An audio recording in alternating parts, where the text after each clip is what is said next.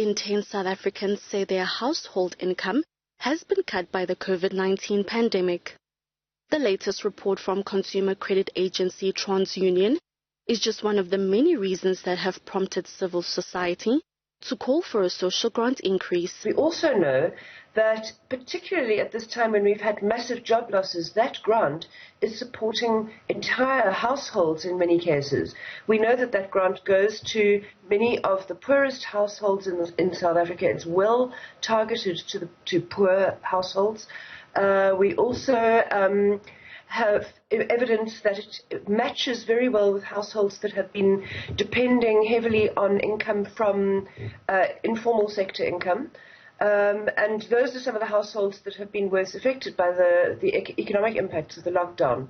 So the argument is that if you have a temporary increase on the child support grant, you're getting out to almost a third of households in the entire country. They are the poorest households, and they are households where family members are now going hungry because of unemployment, of further job losses, loss of wages. The University of Cape Town's Children's Institute and civil society leaders are appealing to government to increase the current grant, which is about 440 Rand by 500 Rand for 6 months, to ease the lockdown food crisis.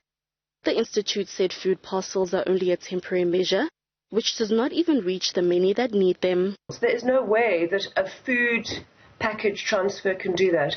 Food packages, we will have to do food parcels as part of a way of filling in the gaps. And reaching those who are excluded from grants, those in desperate circumstances, but there's absolutely no way that food parcels can reach the scale that is needed.